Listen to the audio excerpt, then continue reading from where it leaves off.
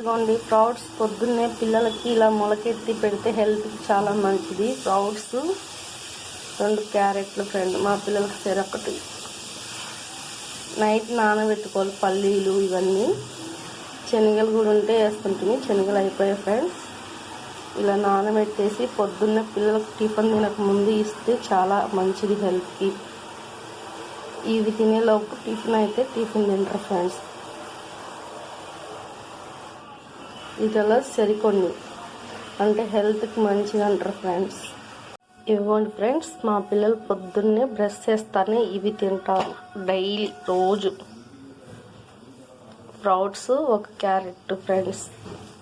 ఇప్పుడైతే morning milk తాగరు, evening school నుంచి రాగానే మిల్క్ తాగుతారు. మీరు కూడా ఇలాగే ట్రై చేయండి ఫ్రెండ్స్. చిన్న పిల్లలు ఉన్నా కానీ పెద్దోళ్ళు ఉన్నా కానీ ఎవరైనా పొద్దున్నే స్ప్రౌట్స్ తింటే చాలా మంచిది. మా ఇంట్లో మేమందరం తలా కొన్ని తింటాం పొద్దున్నే బ్రష్ చేస్తానే. నచ్చితే లైక్, షేర్, సబ్స్క్రైబ్ ఫ్రెండ్స్. మీరు కూడా ఇలా ట్రై చేయండి. పిల్లలకైతే కంపల్సరీ నానబెట్టి పెట్టండి, మంచిది ఫ్రెండ్స్, విటమిన్స్ వస్తాయి. టిఫిన్కి అయితే పెసర పొంగల్ చేస్తున్నాను ఫ్రెండ్స్. ఇవాళ పొద్దున్నే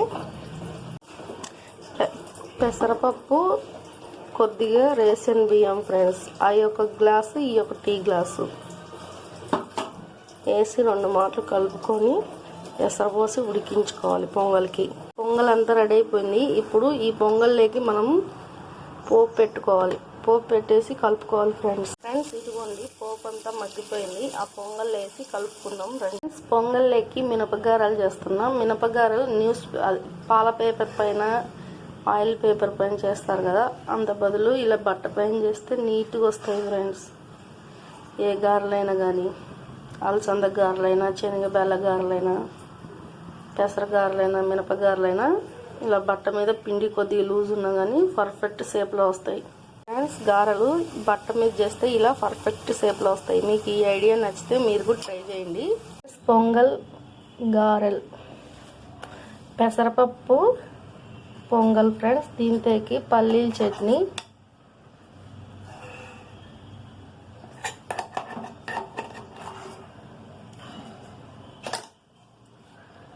తినరండి ఫ్రెండ్స్ మీరు కూడా.